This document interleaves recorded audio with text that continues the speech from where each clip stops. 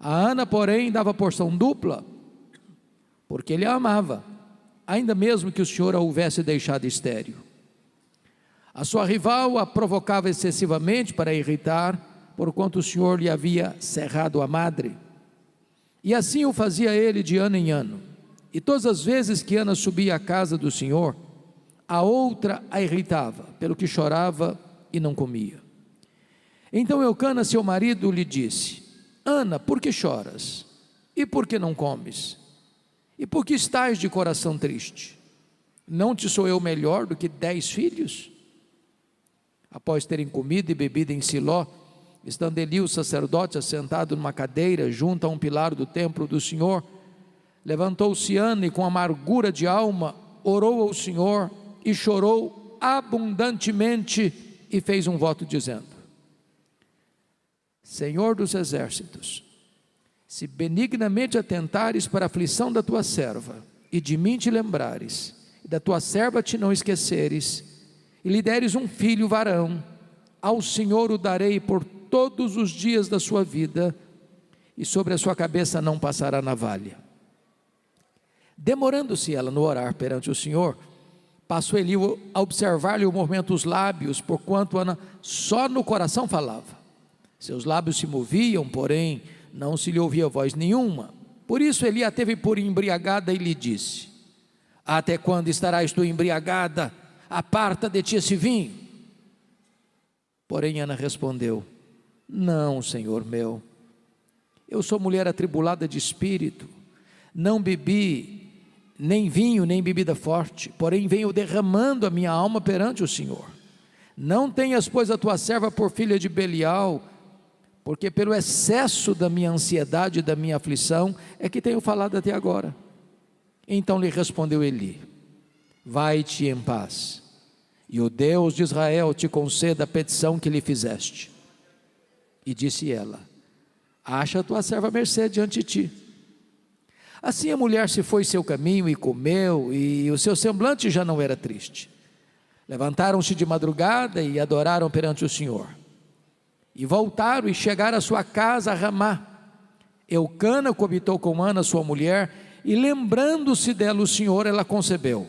E passado o devido tempo, teve um filho, a que chamou Samuel, pois dizia: Do Senhor o pedi. Verso 26.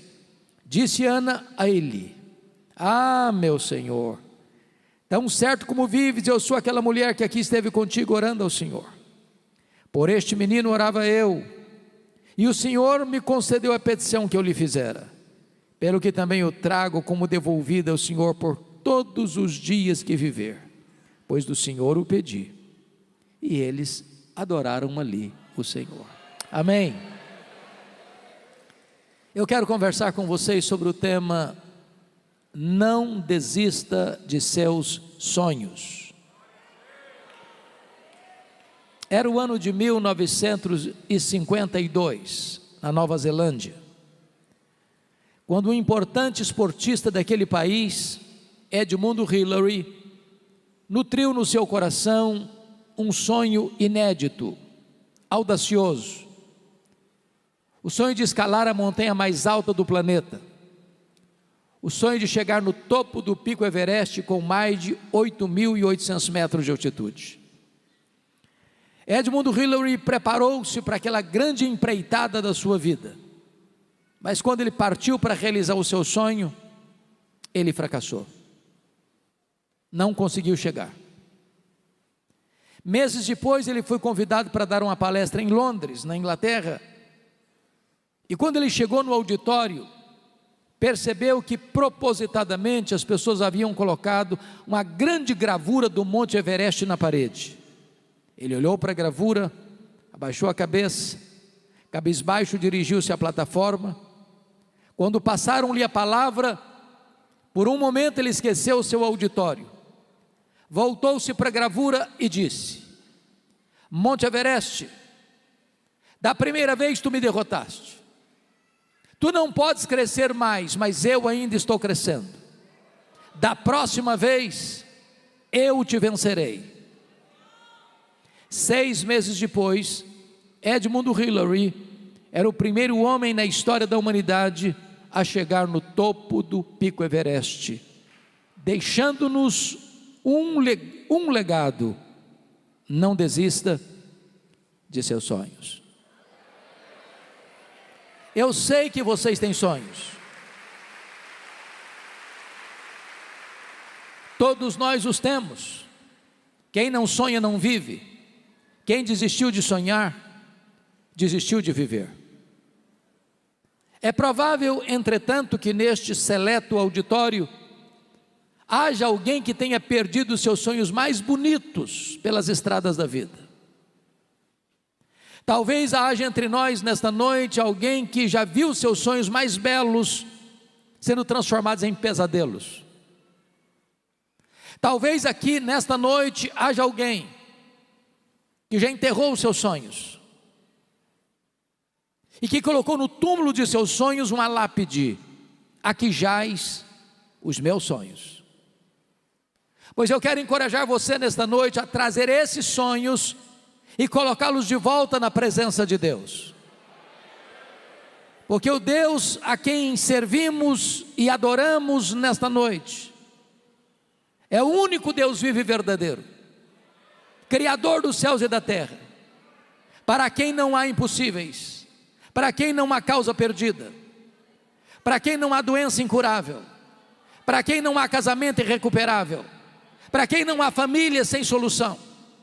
Esse Deus está aqui hoje, e Ele é poderoso para reverter as situações mais difíceis da sua história e fazer um milagre na sua vida. Esse texto fala-nos de uma mulher que tinha um sonho legítimo, um sonho bonito, o sonho de ser mãe. Mas Ana é estéril, seu ventre é um deserto, ela não consegue conceber. E eu fico imaginando que se Ana vivesse hoje, fosse nossa contemporânea, ela enfrentaria pelo menos 3 abordagens. Talvez alguém chegaria para ela para dizer o seguinte: ô Ana, você é uma mulher tão crente, você vai tanto à casa de Deus, você ora tanto, você é estéril, deve ter coisa errada na sua família. O que você precisa fazer é uma investigação mais meticulosa da sua árvore genealógica, porque é provável que haja uma maldição hereditária incrustada aí na sua família, e enquanto essa maldição não for quebrada, você não vai ser curada. Só que o problema de Ana não era a maldição hereditária.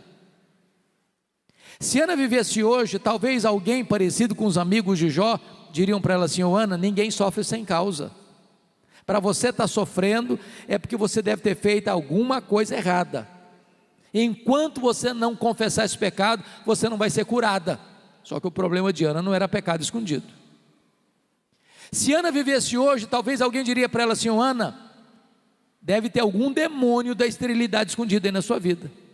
O que você precisa fazer é ir num culto de libertação. Só que o problema de Ana não era demônio. Dê uma olhadinha comigo no versículo 5. O versículo 5 está nos informando que foi o próprio Senhor que a deixou estéril.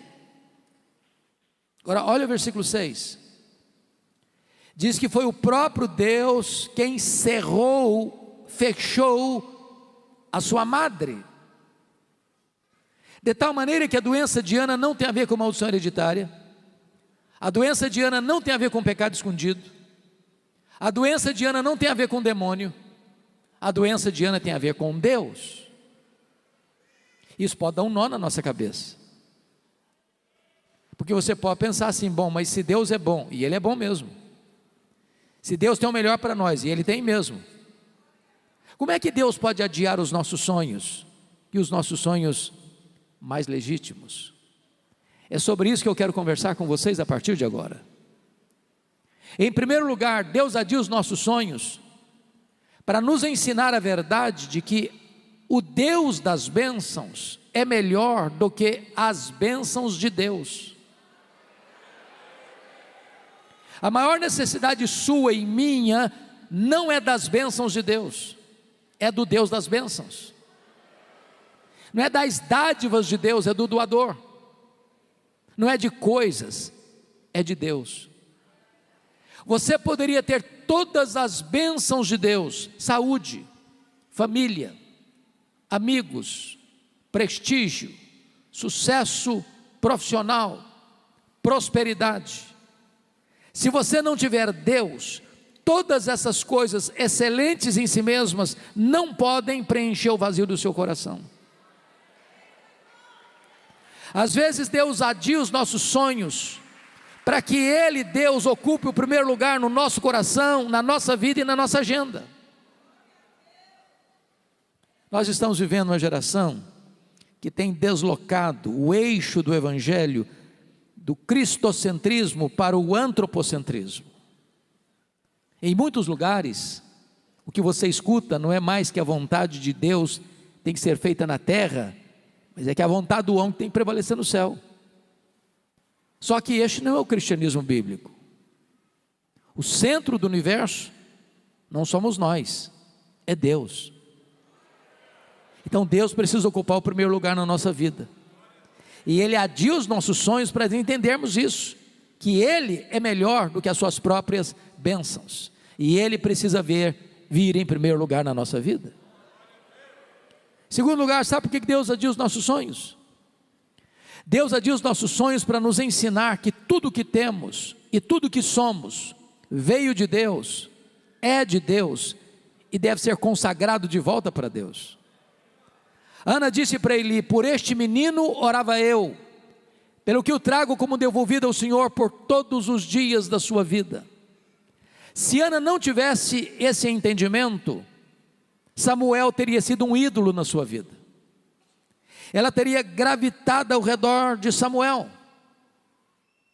Às vezes, irmãos, nós pedimos para Deus uma bênção e Deus nola concede. E transformamos esta bênção num ídolo.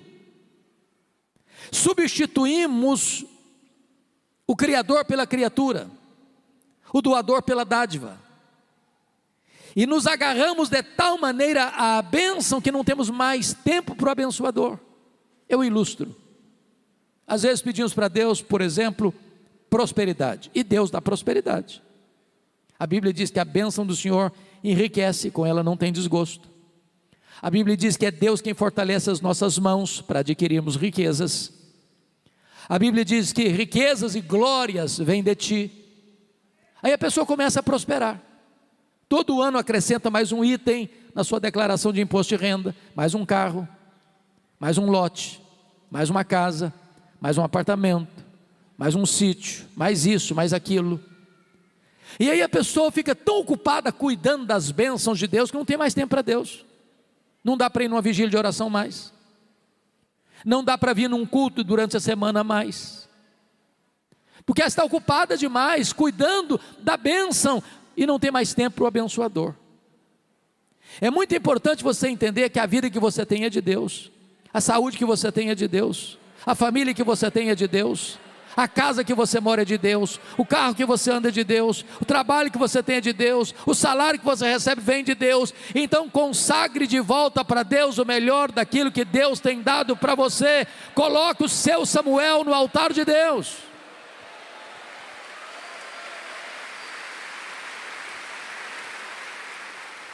Terceiro lugar, sabe por que Deus adia os nossos sonhos? Deus adia os nossos sonhos porque os planos de Deus são maiores e são melhores do que os nossos melhores sonhos. Qual era o sonho de Ana? Apenas ser mãe. Qual era o projeto de Deus para Ana? É que ela fosse mãe do maior profeta, do maior sacerdote, do maior juiz de Israel, do homem que haveria de trazer de volta a nação apóstata para a presença de Deus. Às vezes nós pedimos algo para Deus e Deus não concede, e Deus indefere o pedido. Sabe por quê? Deus está olhando para você dizendo: ah, meu filho, ah, minha filha, eu não vou dar não. Sabe por quê? Você está pedindo pouco demais. Eu tenho coisa melhor para você. Os meus pensamentos são mais altos que os seus, os meus caminhos são mais elevados que os seus. Eu fico olhando José do Egito. Ele estava preso. E ele pediu ao copeiro do faraó para lembrar-se dele. E o copeiro do faraó esqueceu-se dele e ficou mais 2 anos mofando na cadeia. E você pergunta: mas onde está Deus? que deixa um filho seu inocente padecendo uma prisão imunda? Por que Deus não tirou José da prisão quando ele queria sair da prisão? Se José tivesse saído da prisão quando ele queria sair, o máximo que ele teria sido era um bom lavador de copos no palácio do faraó. Mas naqueles 2 anos, Deus estava construindo a rampa do palácio para sair da cadeia e ser governador do Egito. Quando Deus adia os seus sonhos, não é porque Deus está longe, não é porque Deus está indiferente, é porque Ele está preparando algo maior e melhor para a sua vida, porque não há Deus como nós que trabalha para aqueles que nele esperam.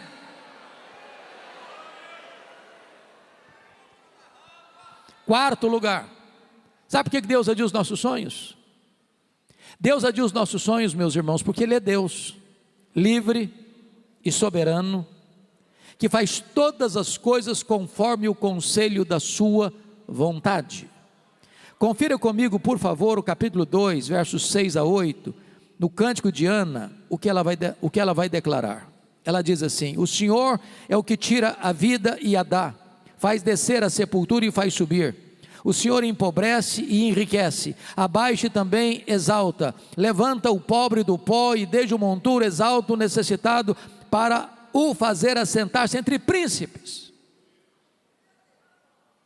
Em alguns lugares por esse Brasil afora, pastor Gessé, eu tenho visto gente dizer assim, em nome de uma fé robusta, beirando a blasfêmia: Deus, eu proíbo, Deus, eu exijo, Deus, eu determino, Deus, eu decreto, e ai de Deus se não atender. Até parece que essas pessoas estão assentadas num alto e sublime trono, e Deus assentado no escabelo dos seus pés. Que tolice, que tolice. O nosso Deus é soberano, Ele está no trono, Ele não Ele não obedece ordens suas não, Ele não pode ser colocado contra a parede não.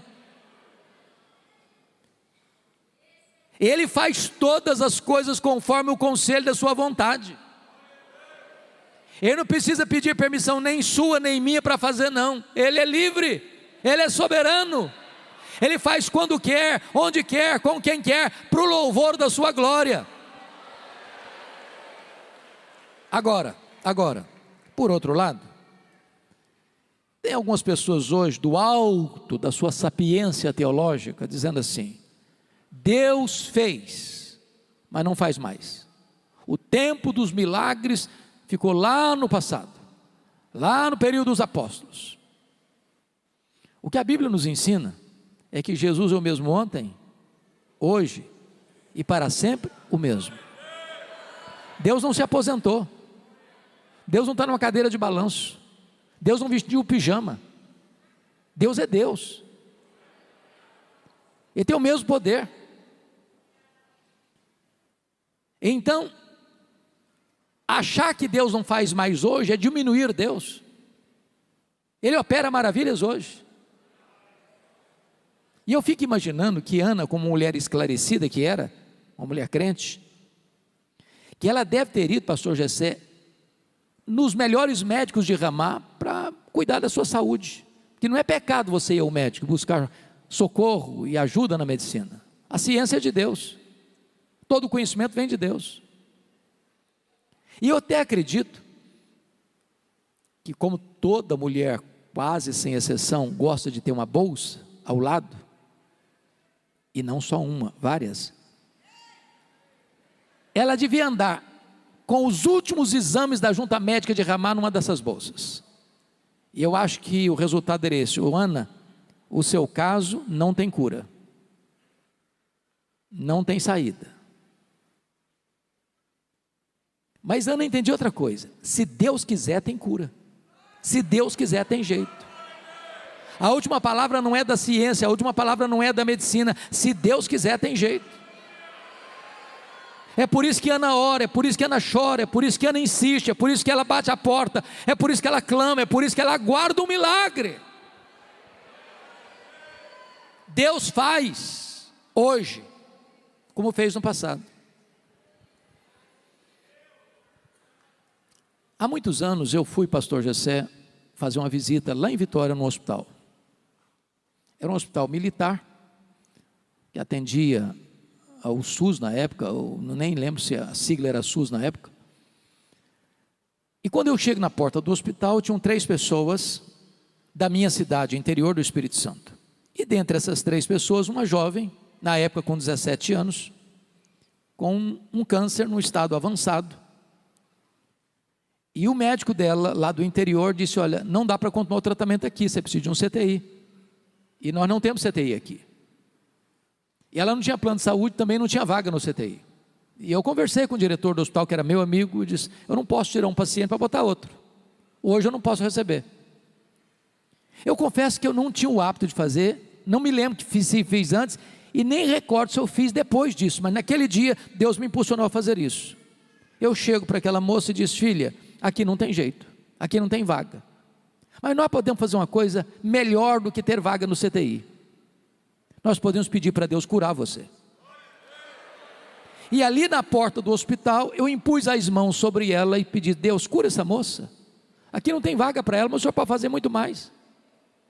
Quando eu termino de orar, aproxima-se um rapaz, que também a conhecia, e disse: essa moça tem um médico que é primo dela, numa outra cidade do estado, e lá tem CTI. Falei: então vamos ligar para lá. Liguei para lá, o médico atendeu. Falou: pode trazer minha prima para cá, tem CTI aqui mesmo.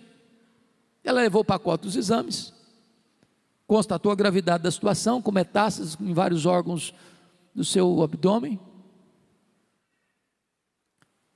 submeteu-a aos mais rigorosos exames, não tinha mais nada no seu corpo. Ela foi liberada para voltar para sua casa naquele dia.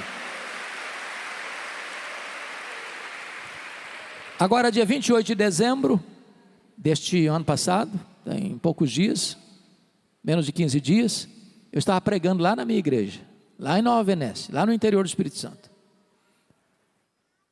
Aproxima-se uma mulher muito bonita, uma senhora, porque isso tem mais de 20 anos, e faz uma pergunta que você nunca deve fazer a um pastor: o senhor se lembra de mim? Essa pergunta você não deve fazer jamais a um pastor. Eu olhei para ela, tornei a olhar e disse: ah, minha filha, não estou lembrado não, me ajuda. Ela diz: eu sou aquela moça que o senhor orou na porta do hospital. Jesus me curou, curou completamente, não ficou nenhuma sequela. Quando Deus quer, Deus pode. Se Deus quiser, Ele pode. Então não desista de seus sonhos. É claro que eu não estou dizendo que todas as pessoas pelas quais eu orei, que o pastor Jessé orou, que o pastor Davi orou, que os demais pastores oraram, que todas essas pessoas vão ser curadas. Eu não estou dizendo isso. O que eu estou dizendo é que se Deus quiser, tem jeito. Se Deus quiser, tem jeito. A última palavra é de Deus. Não desista de seus sonhos. Mas notem comigo no texto que sempre que alguém tem um sonho, tem que ter cuidado, porque há assassinos de sonhos soltos por aí, que querem matar os seus sonhos. E Ana enfrentou 3 assassinos de sonhos. A primeira pessoa que quis matar os sonhos de Ana foi a sua rival Penina. Penina provocava a Ana, irritava a Ana. Toda vez que a Ana ia à casa de Deus em Siló, a Penina a provocava. Ana chorava, Ana perdia o apetite. Eu acho que Ana até entrava em depressão. Eu não sei o que é que Penina dizia para Ana, mas de uma coisa eu tenho certeza: Penina não era uma mulher de Deus, porque gente de Deus não vive para infernizar a vida dos outros. Gente de Deus é bálsamo. Gente de Deus é aliviador de tensões. Mas eu acho que à luz do versículo 6, onde diz: a sua rival a provocava excessivamente para irritar, eu acho que à luz desse texto aqui, o que o Penina devia mais ou menos dizer para Ana é o seguinte: ô Ana, você é uma mulher tão crente, você vai tanto à casa de Deus, você ora tanto, está aí, estéril. Eu não oro igual a você, não vou à casa de Deus igual a você, não sou crente igual a você, estou com saúde, cheio de filhos. Se esse negócio de orar funcionasse, você não estava nessa. Você conhece gente assim? Cuidado com essa gente. São assassinos de sonhos. querem implantar na sua mente que se você é crente, você nunca pode ter um problema de saúde. Se você é crente, você não pode ter um problema financeiro. Se você é crente, sua família nunca pode enfrentar uma dificuldade. Não, Jesus nunca prometeu isso, nem para você, nem para mim. O que Ele prometeu para nós é estar conosco todos os dias, até a consumação dos séculos. Então não permita que as pessoas roubem os seus sonhos. A segunda pessoa que quis matar os sonhos de Ana foi o sacerdote Eli. Todo ano Ana subia para Siló. Lá estava o tabernáculo, lá estava a Arca da Aliança, lá estava Eli, lá estava Ofni, lá estava Finéias. Não consta o texto bíblico que em nenhuma dessas idas, nem Eli, nem Ofni, nem Finéias falasse com Ana, orasse por Ana, chorasse com Ana. A primeira vez que o sacerdote Eli dirigiu a palavra para Ana, foi para sacar contra ela um pesado libelo acusatório, chamando-a de bêbada e de filha do demônio, filha de Belial, dentro da igreja. Pastor Jessé, eu acho até que se a Ana fosse presbiteriana, batista ou assembleiana, ela ia sair da igreja. Ia. Eu acho que ia fazer um pouquinho mais, eu acho que ela ia fazer uma campanha para tirar o pastor Eli da igreja. Por muito menos as pessoas fazem isso hoje. Mas Ana era uma mulher madura. Ela disse: não, meu senhor, não estou bêbada não, eu estou derramando a minha alma perante o Senhor. Não me trates como a filha do demônio, não, eu sou uma mulher de Deus. Ela não permitiu que o seu sonho fosse roubado, nem mesmo dentro da igreja. Mas a terceira pessoa que quis matar o sonho de Ana foi o seu marido, o Eucana. O Eucana era um maridão, era amoroso, era provedor, era companheiro, mas ele tinha um problema: cabeça dura demais, não acreditava em milagres, até porque conhecia a história da redenção, eu conhecia a história do povo de Deus, conhecia como Deus curou Sara, como Deus curou Rebeca, como Deus curou Raquel, e ele via sua mulher orando e chorando, e orando e chorando. Não consta a Bíblia em lugar nenhum que Eucana dissesse assim: Ana, eu sei que você quer ser mãe, eu sei que você luta com Deus em oração, conta comigo, Deus fez milagres no passado, Ele pode fazer de novo, então eu estou do seu lado, estou junto de você, nessa batalha da intercessão. Não consta a Bíblia que ele falou isso, ou fez isso em qualquer tempo, mas consta a Bíblia, no versículo 8, que um dia chamam a Ana para uma conversa, e eu vou parafrasear a conversa, acho que foi mais ou menos o seguinte: Ana, vem cá filha, eu preciso bater um papo com você. Ana, não dá mais, chega, está virando obsessão, está virando uma doença, esse negócio de querer ser mãe, você não sabe que a junta médica de Ramá já deu o diagnóstico? Para que você insiste? Uma causa perdida, mulher, larga a mão disso, para de chorar. Aliás, Ana, você não está nem curtindo o maridão que você tem, você não sabe que eu sou melhor que 10 filhos para você? Se fosse hoje eu diria assim: Ana, pensa em mim, liga para mim, chore por mim, não chore por ele, Ana. Assassino de sonhos, pode estar muito mais perto de você do que você imagina. Não permita que os seus sonhos sejam tirados de você. Mas o último ponto que eu quero tratar é o que fazer quando os nossos sonhos estão sendo adiados. Ana nos ensina 3 coisas. Primeiro, quando os seus sonhos estão sendo adiados, você deve continuar crendo, orando, jejuando, chorando, insistindo, perseverando, esperando de Deus um milagre. Irmãos, às vezes nós desistimos cedo demais, nós jogamos a toalha cedo demais. Convenhamos aqui, há muitos casamentos que acabaram porque faltou um pouquinho mais de paciência, de tolerância, de diálogo, de amor, de perdão. Desista não, insista um pouco mais, caminhe um pouco mais, ore um pouco mais, jejue um pouco mais, chore um pouco mais, espere um pouco mais. Me permita 2 exemplos. Norman Vincent Peale foi um pastor metodista. Ele escreveu o seu primeiro livro, O Poder do Pensamento Positivo.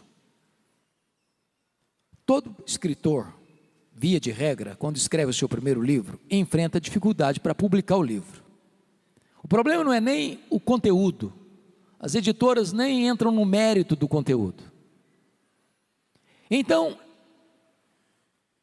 Norman Vincent Peale buscou editoras que pudessem se interessar pelo seu livro.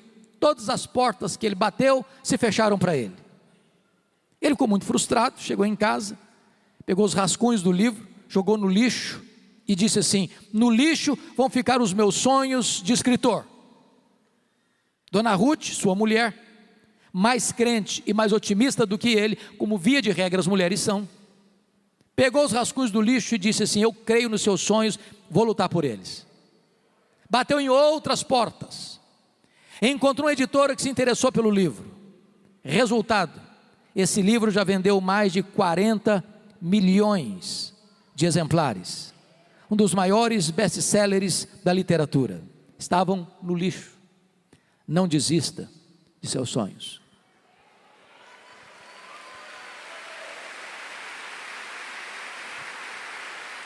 Me permita um segundo exemplo. Eu gosto muito de política, desde criança. E uma pessoa que me marca muito é Franklin Delano Roosevelt. Estudou na Universidade de Harvard, na Universidade de Colômbia. Entrou na política. Teve vitórias expressivas. Mas o sonho de Delano Roosevelt era ser presidente dos Estados Unidos da América. Aos 39 anos de idade, ele sofreu poliomielite e ficou paraplégico, numa cadeira de rodas. E alguém disse para ele: numa cadeira de rodas você nunca vai realizar o seu sonho, você nunca será presidente dos Estados Unidos da América. E ele disse: pois eu nunca vou desistir. Foi o único homem até hoje, nos Estados Unidos, que foi eleito e reeleito presidente dos Estados Unidos da América 4 vezes consecutivamente numa cadeira de rodas. Não desista de seus sonhos.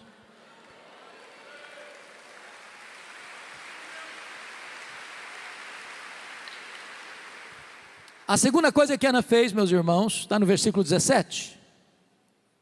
Vejam vocês que ela acolheu a promessa da palavra de Deus. Me encanta isso, porque Eli acabara de falar uma tolice para Ana, chamando-a de bêbada. E eu e os pastores aqui, se pudessem falar sobre isso, dariam testemunhos disso. Eu já vi pessoas doentes emocionalmente, porque um dia escutaram uma palavra atravessada do pai, da mãe, do namorado, da namorada, do noivo, da noiva, do marido, da mulher, do patrão, do professor. E essa palavra entrou como uma flecha cheia de veneno e adoeceu a alma. Se você escutou uma palavra atravessada, envenenada, não hospede essa palavra no seu coração. Você não tem que ser produto do que as pessoas falam. Você é obra da graça de Deus. Você é a menina dos olhos de Deus. Você é a delícia de Deus. Agora, este mesmo homem que abrir a boca para falar uma tolice, agora abre a boca e é um profeta de Deus quando diz: vai em paz para a tua casa e o Deus de Israel te conceda a petição que lhe fizeste. Essa palavra é boa, essa palavra vem de Deus, essa palavra ela hospedou no seu coração, essa palavra trouxe cura para Ana, e 2 curas distintas. Deus curou as emoções dela e Deus curou o ventre dela. Lá em Siló Deus curou a sua alma, lá em Ramá Deus curou o seu ventre, lá em Siló ela tomou posse da promessa, lá em Ramá o milagre se historificou na sua vida.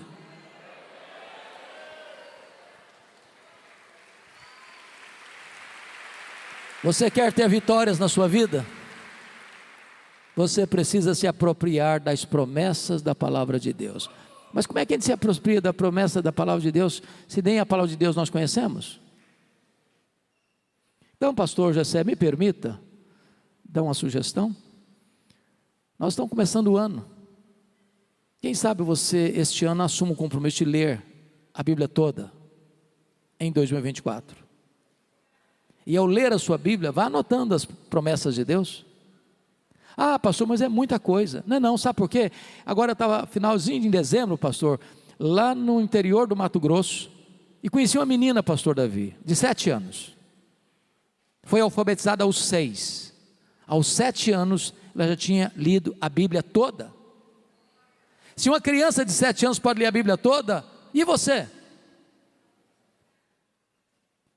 Se você quer vitória na sua vida, feche os canais da sua alma para os pregoeiros da iniquidade. Pare de escutar os arautos do caos. Pare de escutar os profetas do pessimismo. Pare de escutar os embaixadores da incredulidade. Você quer vitória na sua vida? Tome posse das promessas da palavra de Deus. Sabe por quê? Porque promessa de Deus e realidade são a mesma coisa. Deus é o avalista da sua palavra. Nenhuma das suas promessas cai por terra. Em todas elas, as promessas de Deus, nós temos o sim e nós temos o amém. Mas finalmente, em último lugar, o que fazer quando os nossos sonhos estão sendo adiados? Ana nos ensina que se os nossos sonhos estão sendo adiados, nós devemos voltar às trincheiras da luta. Olha bem, Ana queria ser mãe, mas vivia nos quartos escuros chorando. Não é preciso ser muito inteligente para saber disso. Uma mulher que está chorando o tempo todo não atrai o marido, não encanta os olhos do marido. Ela está querendo ser mãe, mas andando na contramão do projeto de ser mãe. Diz a Bíblia que quando ela escuta a palavra de Deus, a promessa de Deus, o semblante dela muda, a tristeza vai embora, o sorriso brota, o brilho nos olhos chega. E a Bíblia diz que então ela desceu para Ramá, coabitou com seu marido, e Deus se lembrou dela, e ela concebeu, e deu à luz a um filho, a quem pôs o nome de Samuel. Sabe o que significa isso, irmãos? Você e eu cremos na mesma verdade, que Deus é soberano. Sabe o que significa isso? Não existe acaso, não existe sorte, não existe azar, não existe determinismo cego, não existe olho gordo, não existe macumba para crente. Nem um fio de cabelo da sua cabeça pode ser tocado sem que Deus saiba, sem que Deus permita, sem que Deus tenha um propósito. Então, se você está passando uma luta, entenda que Deus não foi pego de surpresa, e Deus não está esfregando as mãos lá no céu em apuro, sem saber o que fazer com a sua vida, não. Deus está no controle. Então, se você crê nisso, volte a cantar, volte a sorrir, volte a crer, volte a viver, volte a sair dos quartos escuros e cantar um hino de glória ao seu Salvador.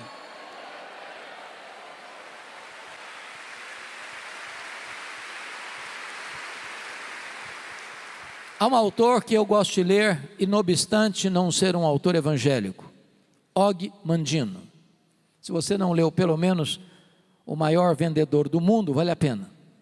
Mas o que me encantou em Og Mandino, pastor Davi, é que aos 35 anos de idade ele estava falido, quebrado, abandonado pela esposa, caído numa sarjeta, pensando em suicídio.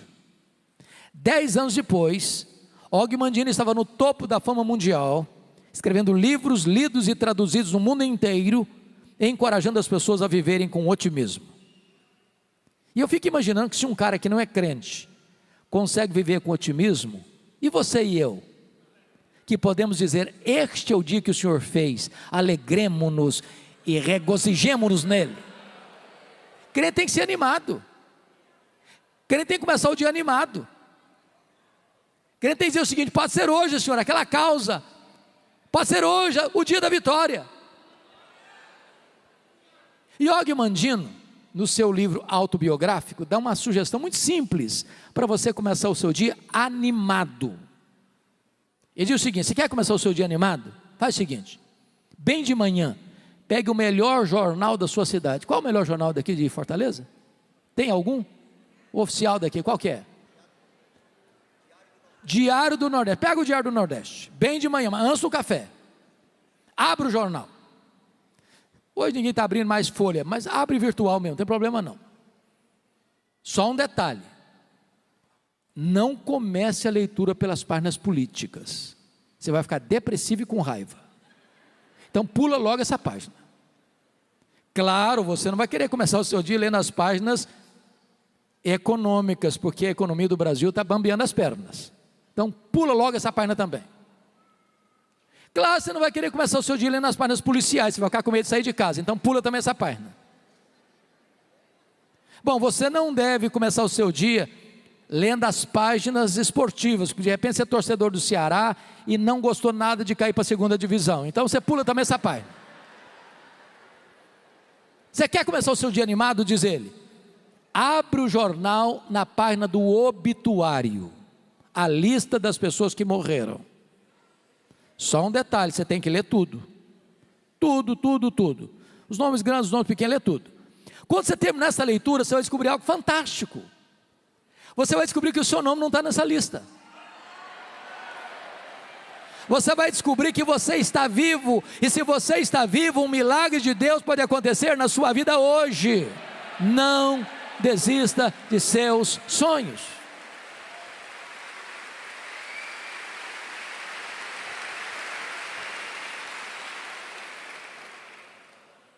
Esta mensagem tem um peso especial para mim.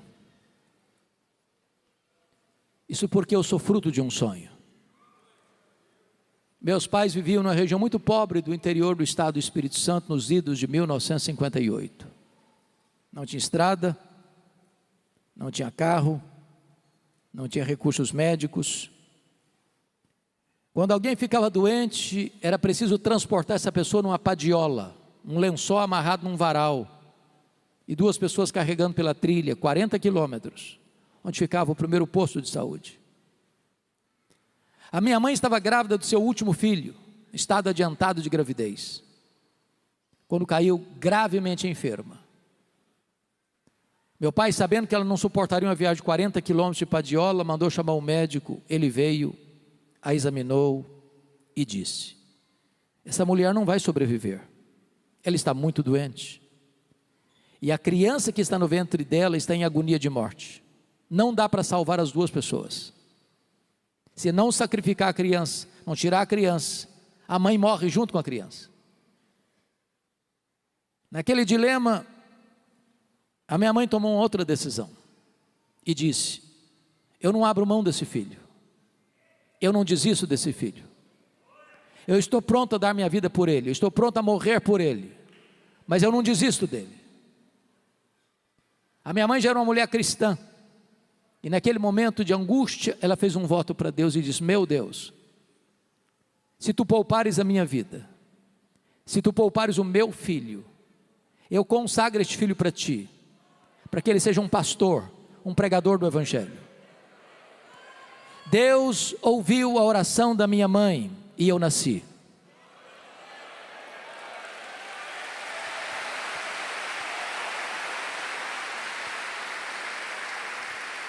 Nasci na roça, fui calçar meu primeiro par de sapatos com 8 anos de idade, com as mãos calejadas. Na minha casa não tinha livros, exceto um dicionário velho. Com 10 anos eu comecei a decorar as principais palavras daquele dicionário. Eu entrei na escola com 8 anos. Nunca ninguém tinha saído dali até então para fazer além de 4ª série primária. Com 12 anos eu terminei meus estudos, 4ª série primária. Com 12 anos, eu nunca tinha visto uma lâmpada elétrica. Fui criado com lamparina de querosene. Com 8 anos, com 12 anos, melhor dizendo, eu nunca tinha visto um aparelho de televisão.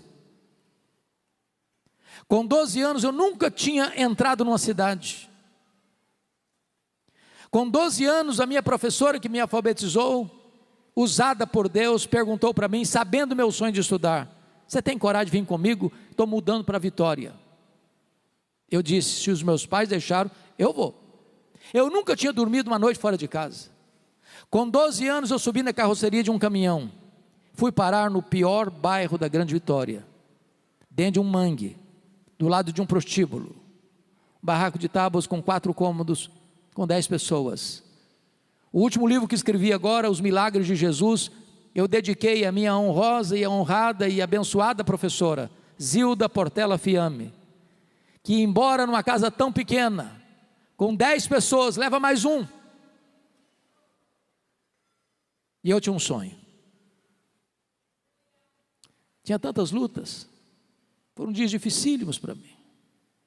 Muitas vezes, eu namorei um pão de sal na vitrine de um botequim.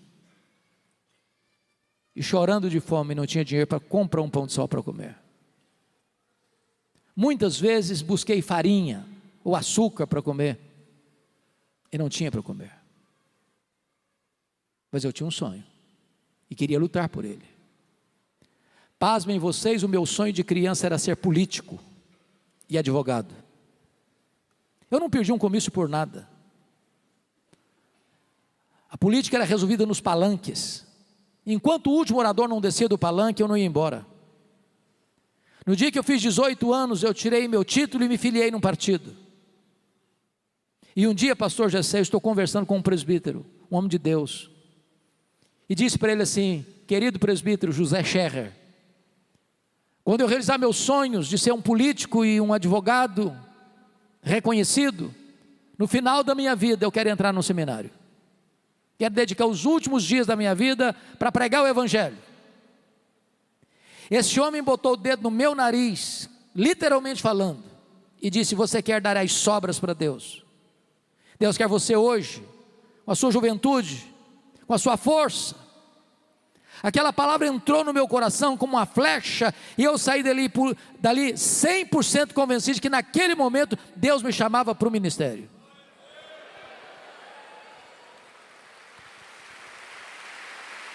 Eu abri mão dos meus sonhos e abracei o projeto de Deus. A minha mãe era uma mulher analfabeta, nunca teve o privilégio de sentar num banco de escola. Ela chorava às vezes porque queria tanto ouvir a Bíblia, a leitura da Bíblia, nem sempre tinha alguém para ler a Bíblia para ela. Um dia ela sai de casa, tropeça numa cartilha suja no quintal, pega aquela cartilha e diz: meu Deus, me ajude a entender isso aqui. E ela aprendeu a ler naquela cartilha e lia fluentemente a sua Bíblia. A minha mãe nunca me contou o projeto dela com Deus, porque ela orava e dizia: meu Deus, eu não quero sugestionar o meu filho, eu quero que tu operes no coração dele o teu propósito. Depois dessa conversa com o presbítero José Scherrer, eu liguei para minha mãe e disse: mamãe, larguei mão dos meus sonhos, vou ser pastor, eu vou para o seminário, mamãe. Ela disse: meu filho, por esta causa eu orava antes de você nascer.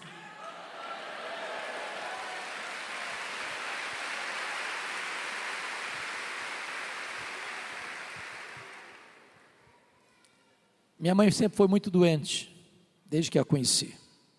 Antes dela partir para o Senhor, ela me chamou à sua casa, me contou essa história, me contou mais.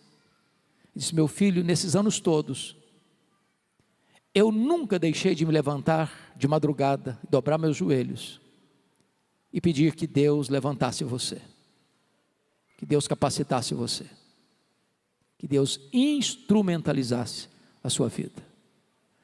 Eu chorei muito com ela, pastor Gessé. Eu abracei e disse: mamãe, a senhora está me ensinando as verdades mais importantes da minha vida. O importante não são os meus sonhos, os meus planos, os meus projetos. O importante é o projeto de Deus na minha vida.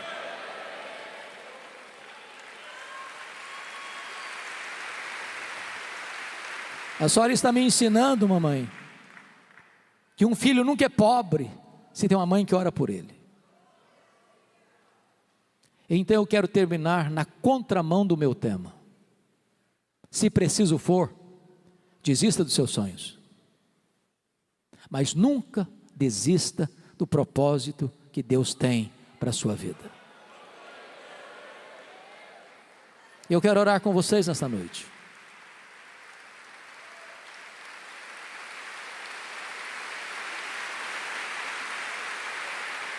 Deus está neste lugar para restituir sonhos, para trazer cura, libertação, restauração.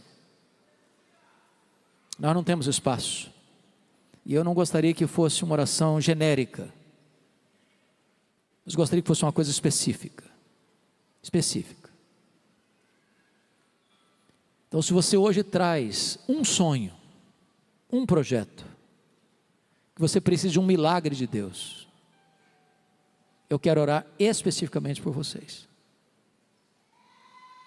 Se tem porventura nesse auditório alguma mulher que luta há anos para ser mãe e não consegue engravidar, eu quero especificamente orar por esta causa. Se nós temos irmãs nesse contexto, levante-se e fique em pé, eu quero orar por você. Se tem alguém aqui hoje precisando de um milagre na área da saúde, na área da família, eu quero orar especificamente por você. Se tem alguém aqui cujo filho, a filha, o marido, a esposa, se afastou de Deus, se afastou da igreja, se afastou do evangelho e quer ver esse milagre acontecer, eu quero orar especificamente por você. Ah, Senhor Deus, nós te adoramos, porque Tu és o Deus Todo-Poderoso, para quem não tem causa perdida. Agora contempla aquela mulher, Deus, que está em tratamento há tantos anos, desejando ser mãe, como Ana, e não tem conseguido. Meu Deus, a Tua palavra diz que Tu és o Deus que faz com que a mulher estéril seja alegre mãe de filhos. Manifeste o Teu poder nesta noite, Senhor. Que no próximo ano nós possamos ver mulheres aqui com bebês no colo, fruto do milagre da Tua providência. Aqueles que entraram aqui hoje, meu Deus, com um diagnóstico sombrio, talvez a medicina disse não tem mais jeito. Tu és poderoso, Senhor, para reverter esse quadro. Nós não estamos falando com um ídolo, com um Deus tribal, nós estamos falando com o único Deus vivo e verdadeiro, que tem todo o poder nos céus e na terra. Basta uma palavra Tua, Senhor.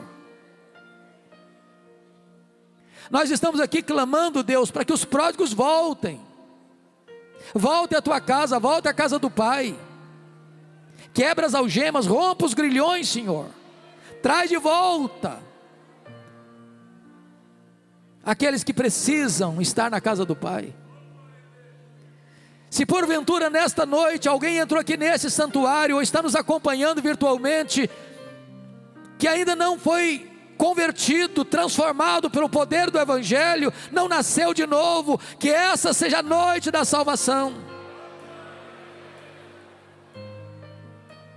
Se alguém aqui, Senhor, com sonhos pessoais, mas que não é o Teu projeto,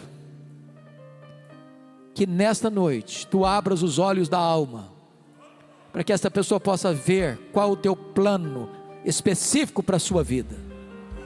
Nós cremos que Tu és o Deus que vê, Tu és o Deus que ouve, Tu és o Deus que age, e nós Te adoramos por isso, em nome de Jesus. Aleluia, amém.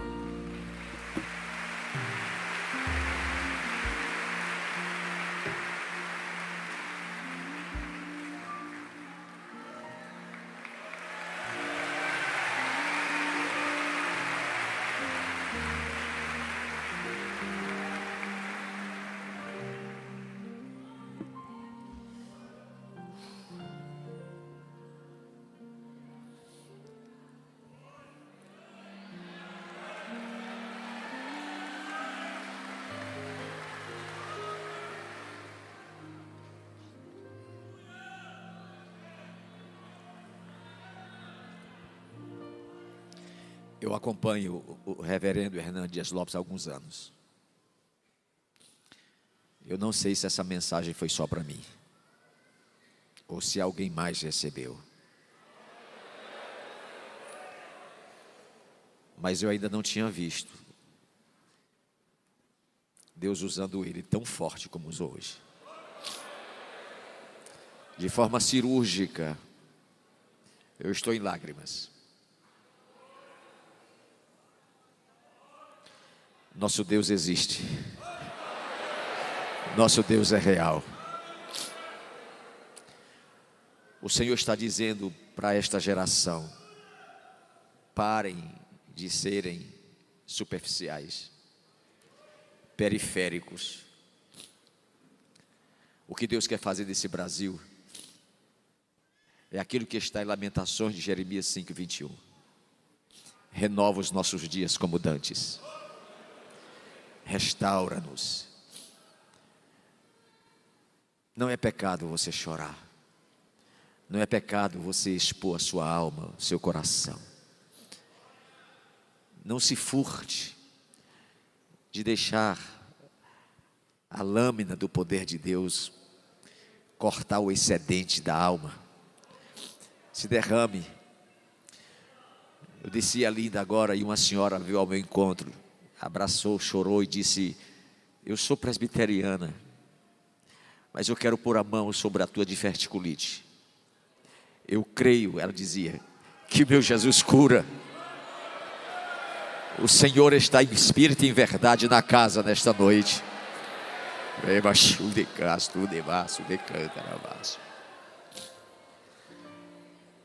O Senhor quer uma igreja sensível. O Senhor quer uma igreja amável, comprometida com Ele. Jesus está voltando. Moças, rapazes, senhoras e senhores, pastores, ministros, chorai, rasgai os vossos corações e não as vossas vestes. Músicos, coristas, cantores, não se apresentem para vós, se apresentem para o Rei.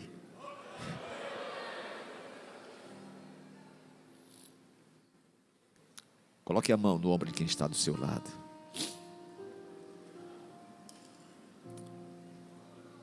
Não vou dizer nada, Senhor, porque a oração já foi feita.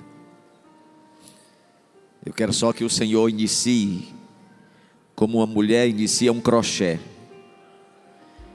e vá alinhavando, passando por um e por outro, e fazendo algo extraordinário neste momento, neste momento, neste momento. Diga alguma coisa para quem está do seu lado. Deixa Deus te usar, deixa Deus falar no teu boca.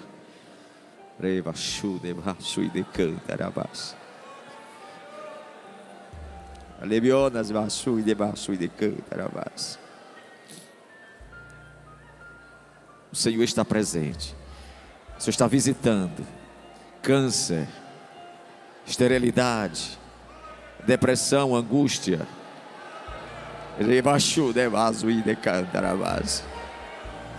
O Senhor está presente.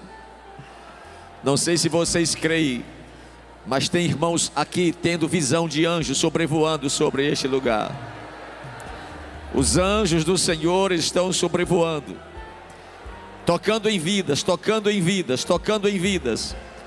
O Senhor vai unificar a sua igreja no Brasil.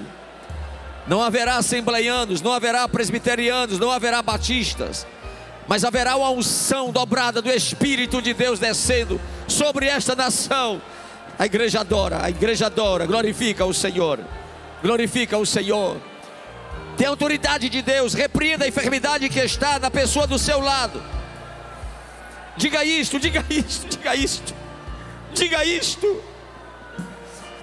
Há fogo de Deus nas tuas mãos.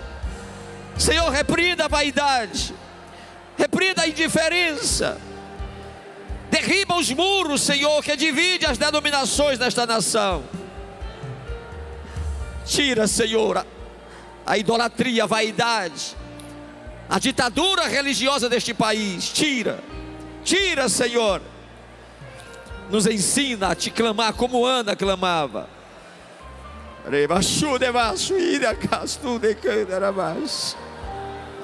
O Espírito do Senhor está visitando a sua igreja. Aleluia.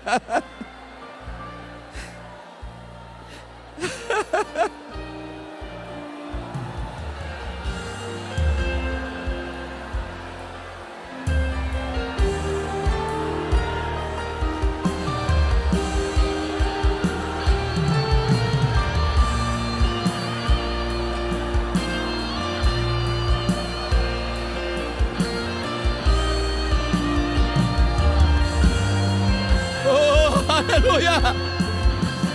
Tu reina, Senhor. Tu reina, Senhor.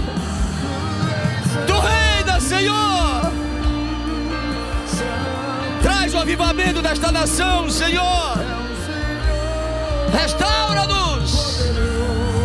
Restaura-nos. Aleluia. Aleluia. oh glória, oh glória, oh glória, oh glória, oh glória.